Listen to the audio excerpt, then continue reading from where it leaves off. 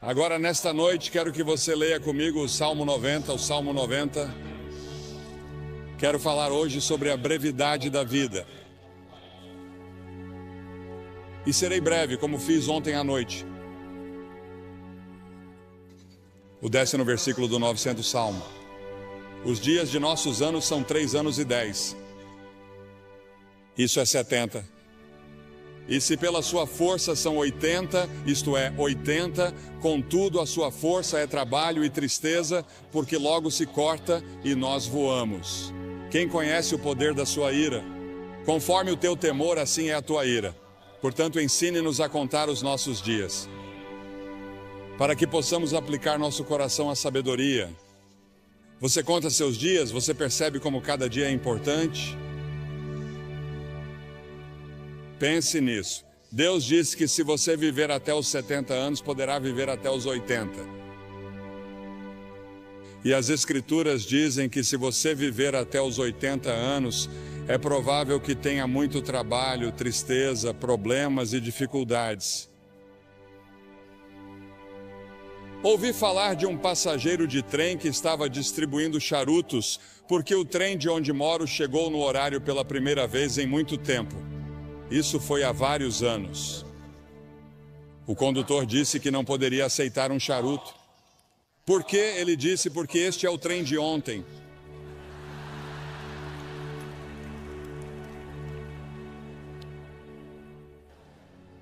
Ao colapso do tempo ao nosso redor, você sabia que nos dias de Jesus, o mais rápido que uma pessoa podia ir era o mais rápido que um cavalo podia correr? E isso aconteceu até 1830, quando desenvolvemos um motor mais rápido que um cavalo. Pense nisso. Naquelas centenas e milhares de anos, o mais rápido que você podia ir era a cavalo. Depois, em 1910, desenvolvemos uma aeronave militar que percorria 42 milhas por hora. Lembro-me muito bem, como se fosse ontem, quando Lindbergh decolou para Paris e em 33 horas estava em Paris e achamos que isso era realmente incrível.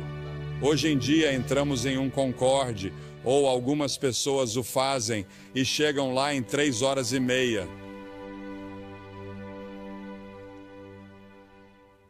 E em 1960 começamos a viajar pelo ar a 18 mil milhas por hora quando chegamos à estratosfera. Agora meu pai dirigia um cavalo e uma charrete e estamos tentando administrar hoje uma era espacial em uma condição moral e espiritual de cavalo e charrete. O tempo está desabando sobre nós. Quanto tempo ainda temos? O salmista pediu que o Senhor se lembrasse de como o meu tempo é curto. Eis que você fez os meus dias como um palmo e a minha idade como nada para você. 1000 anos aos teus olhos são como o dia de ontem, quando já passou, e como um relógio. Um relógio dura 4 horas à noite. Um dia é o que o Senhor é 1000 anos e 1000 anos é um dia.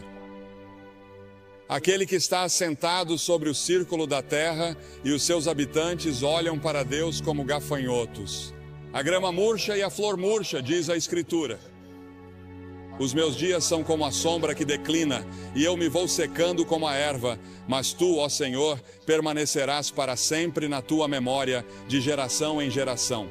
Pense nisso, Deus permanecerá para sempre, mas nesta terra somos como uma sombra. Estamos todos em declínio e morrendo. Desde o momento em que nasceu, você começou a morrer porque todos nós estamos caminhando para a morte. Cada um de nós está sujeito à sentença de morte. Não haverá ninguém vivo nesta plateia, eu diria que daqui a 90 anos. Ninguém, todos partiremos. E o que você vai fazer com esses anos? Cada ser humano tem exatamente o mesmo número de horas e minutos todos os dias. Você sabe quantos minutos há em um dia? Você sabe quantas horas há em uma semana? Agora, se você viver até os 70 anos, seus primeiros 15 serão na infância ou na adolescência. Você passa 20 anos na cama. Os últimos 5 anos são de limitações físicas e você está reduzindo suas atividades. Isso significa que você só tem 30 anos para todo o resto, 30 anos para viver. E parte desse tempo tem que ser gasto com alimentação, trabalho e cálculo do imposto de renda. As Escrituras fazem esta pergunta: o que é a vida de vocês? É até mesmo um vapor que aparece por um pouco de tempo e depois desaparece. O mais velho de nós não viverá muito tempo. Nosso tempo já está nas mãos de Deus. Deus já tem um dia marcado para você ser levado deste mundo. Você pode estar envolvido em um acidente. Pode ser um câncer, pode ser um ataque cardíaco. Seja o que for, já está definido. E as Escrituras dizem que ao homem está ordenado morrer uma vez, e depois disso, o julgamento. Você estará diante do grande julgamento de Deus para prestar contas de como passou esta vida e o que fez em relação a Jesus Cristo, porque Deus deu seu Filho para morrer por seus pecados. Porque, como você vê, somos todos pecadores. Todos nós temos a mesma doença. Não me importa a cor da pele de vocês. Deus não olha para a cor da sua pele. Deus olha para o seu coração e vê que você tem uma doença espiritual no coração, e essa doença espiritual no coração se chama pecado. E todos nós somos pecadores. Isso significa que violamos as leis de Deus, desobedecemos a Deus, nós nos rebelamos contra Deus, e por termos nos rebelado contra Ele, teremos de enfrentar um julgamento. E Ele vai dizer: afastai-vos de mim. Nunca te conheci. É interessante para mim que as pessoas ricas não possam comprar mais horas. Os cientistas não podem inventar novos minutos. Você não pode nem mesmo economizar tempo para gastá-lo em outro dia. Você tem pouco tempo hoje. Diz que quer guardar para amanhã. Não pode fazer isso. Há urgência no tempo. A Bíblia diz: redimam o tempo porque os dias são maus. Os dias são muito ruins. Olhamos para nossos jornais e não conseguimos acreditar em todos os assassinatos, estupros e problemas raciais, todas essas coisas no mundo todo. Sim, os dias são maus e temos uma grande tarefa pela frente se quisermos que esta terra seja poupada por muito mais tempo. As Escrituras dizem que devemos redimir o tempo. É uma frase do mundo dos negócios. Significa comprar o tempo. Ouvi falar de pessoas que dão o dízimo de seu tempo. Devemos dar o dízimo de nosso dinheiro. 10% do nosso dinheiro pertence a Deus, se você for cristão. Mas podemos dizimar seu tempo. Reserve 10% do seu tempo e diga: Senhor, isso é seu para o estudo da Bíblia, para a oração. Você diz que passamos muito tempo nas rodovias, indo e voltando, e nas interestaduais, presos no trânsito. Você sabe, inventamos todas essas coisas modernas para economizar tempo, mas temos menos tempo do que nunca. Temos bem menos tempo hoje que meus pais na era dos cavalos e charretes. No entanto, temos automóveis e aviões velozes, e estamos correndo de um lugar para outro como loucos. E a maioria de nós não sabe o que fazer ao chegar lá.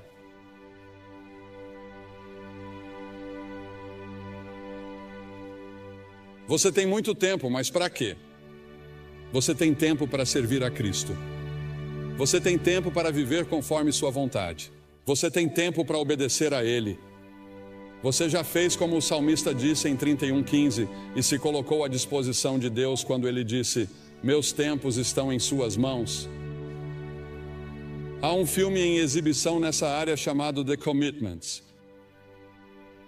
Você já entregou toda a sua vida a Cristo? Isso já aconteceu com você? Ah, você diz sim, eu fui batizado, eu fui confirmado. Vou à igreja de vez em quando.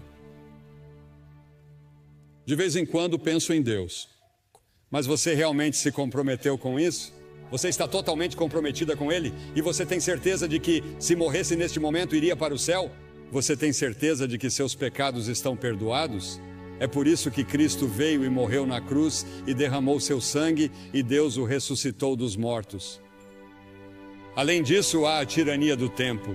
Ele nos controla e ficamos frustrados. Correr de uma coisa para outra porque achamos que não temos tempo suficiente para fazer tudo o que precisa ser feito. Jesus disse: enquanto é dia, importa que eu faça as obras daquele que me enviou. Chega a noite em que ninguém pode trabalhar. A noite virá até você e você não terá a oportunidade de servir a Deus. Sirva-o enquanto você pode. Sirva-o agora. Priorize-o em sua vida. No entanto, no final de sua vida, ele disse: eu terminei o trabalho que você me deu para fazer. Deus tem um plano para a sua vida e você pode concluí-lo com a ajuda de Deus, e Ele lhe dará uma alegria e uma paz que você nunca sonhou que existissem se você colocar sua confiança nele. Ah, sim, quando Jesus deixou a terra, havia pessoas que precisavam ser curadas e vidas que precisavam ser tocadas, mas Jesus disse que havia terminado a obra que lhe havia sido designada. Pelo Pai, Deus designou um trabalho que somente você pode realizar. Você é único. Ninguém pode tomar o lugar de vocês. E Deus precisa de você em seu reino. O tempo pode ser nosso aliado ou nosso algoz. Mesmo assim, o tempo é incrivelmente justo e perdoador. Não importa quanto tempo você tenha desperdiçado no passado, você ainda pode ter o amanhã. Adlai Stevenson disse certa vez que o que conta não são os dias de sua vida, mas a vida em seus dias.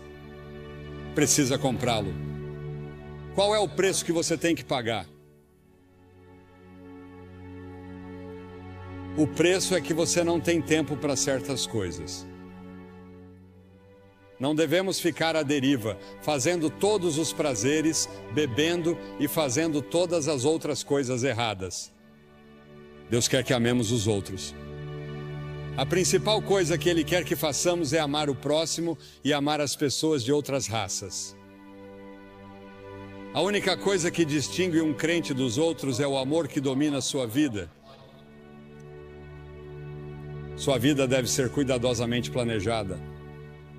Depois há o término do tempo. Irmãos, o apóstolo Paulo disse em 1 Coríntios que o tempo é curto. No Apocalipse ele nos diz que o tempo não existirá mais. Jesus e seus discípulos passaram os 94 versículos de Mateus 24 até o final do capítulo 25 falando sobre o fim dos tempos. Ao nos aproximarmos do fim dos tempos, lemos em Apocalipse 12 que o diabo estará freneticamente ativo, porque sabe que seus dias estão contados. Sim, existe um demônio.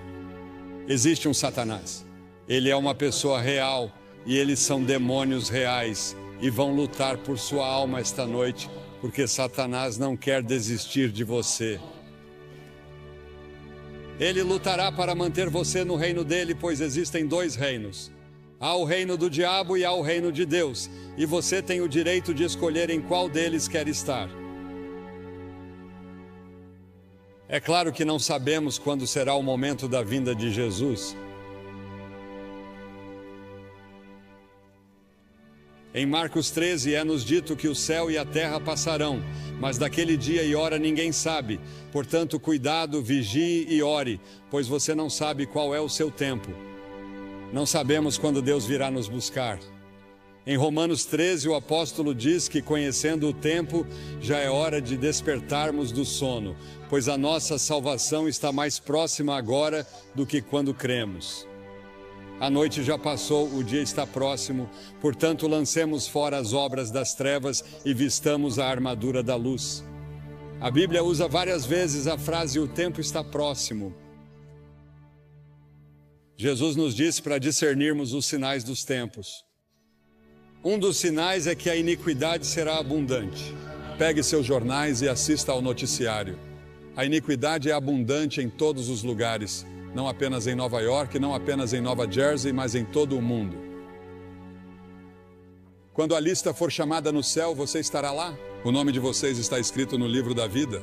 Porque as Escrituras dizem que se o seu nome não estiver no livro da vida do Cordeiro, você nunca entrará no céu.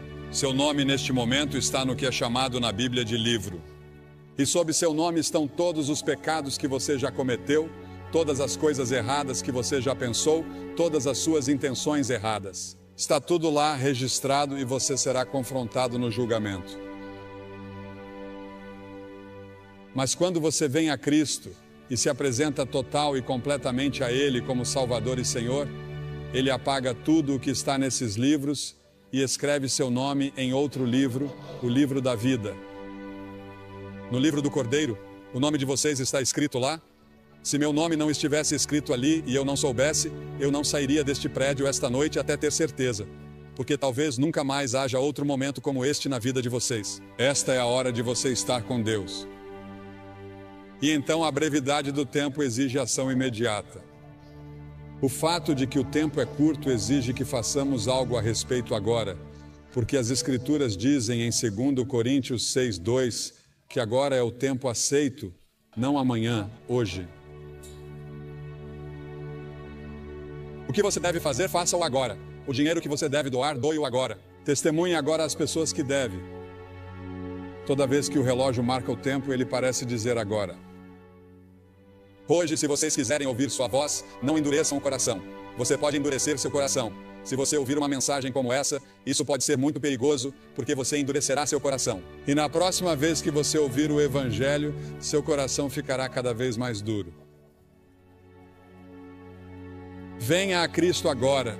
Se houver um sussurro em seu coração de que você precisa vir, você vem. Depois há o aviso do tempo. Um dia será tarde demais para sua alma. O tempo é muito curto para indecisões e vacilações. Você não deve ficar entre duas opiniões.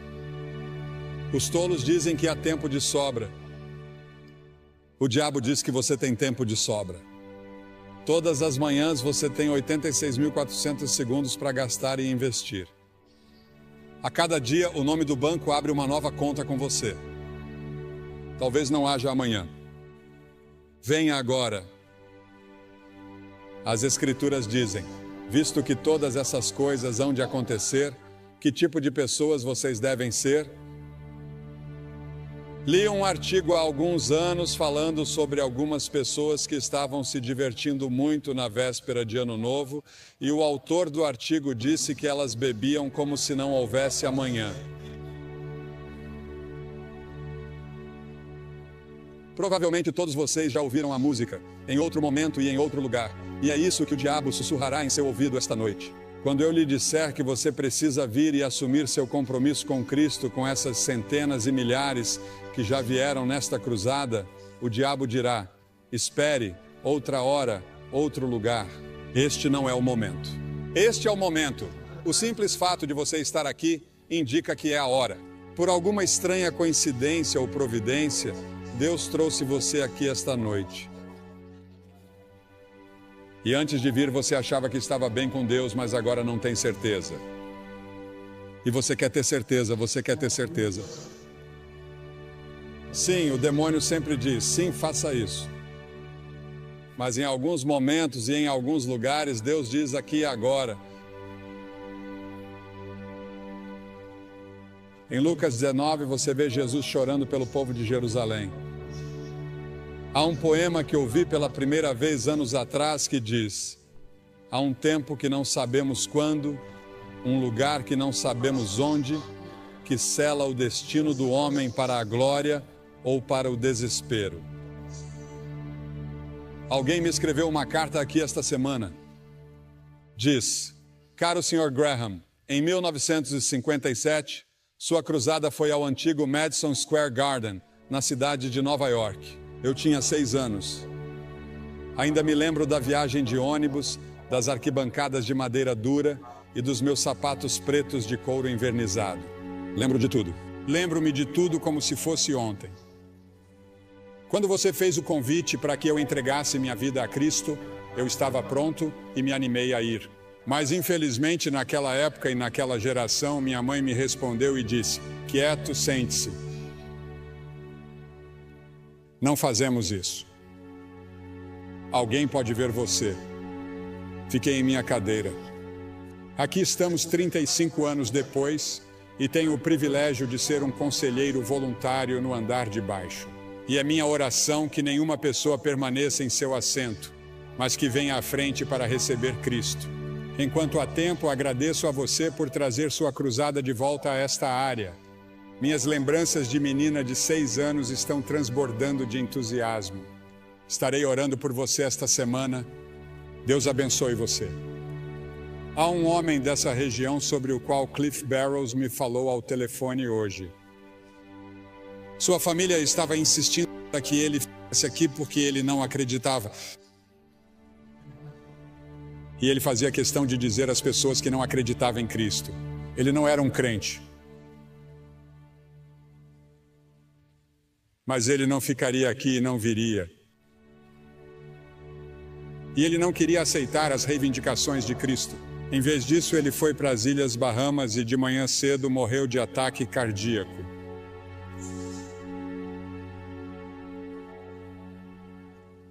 Para ele agora é tarde demais. Sua decisão está tomada. E quanto à sua decisão?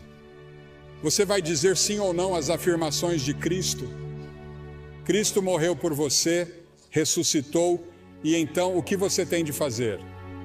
Você precisa primeiro se arrepender de seus pecados. Isso significa que você diz: Senhor, sou um pecador.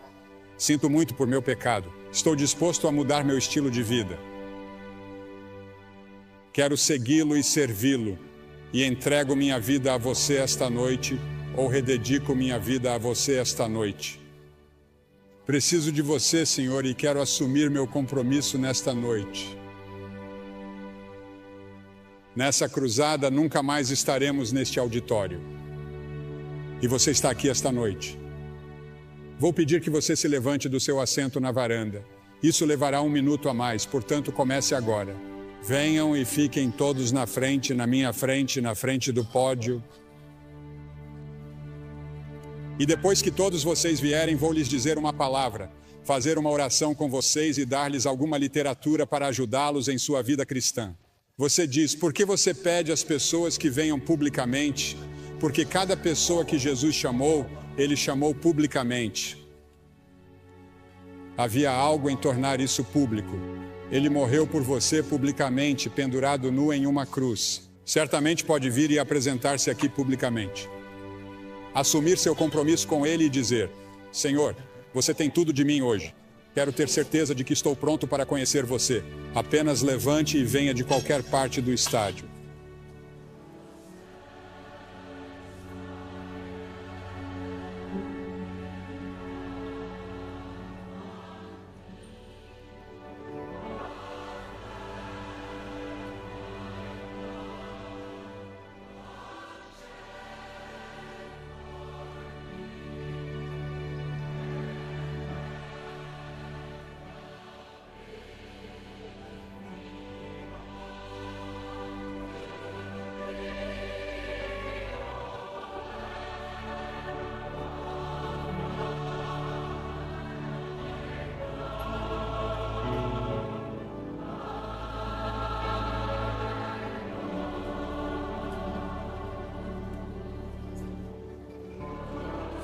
Enquanto muitos outros ainda estão chegando, quero dizer uma palavra a vocês que talvez estejam assistindo pela televisão, porque esses cultos estão sendo gravados em fita para serem exibidos no final deste ano ou no início do ano que vem.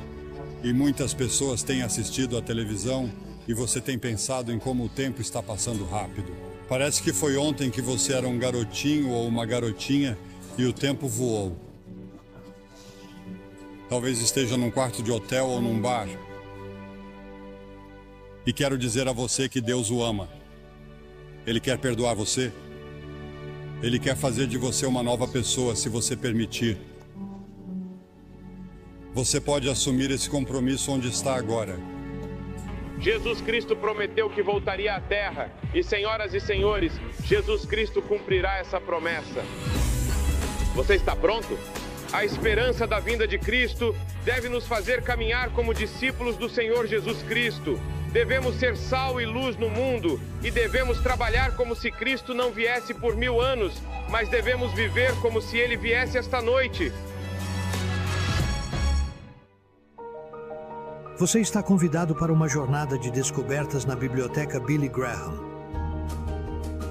Refaça a trajetória de Billy Graham, de humilde fazendeiro a embaixador internacional do amor de Deus por meio de multimídia, fotos e memorabilia. Mas o fruto do Espírito é o amor.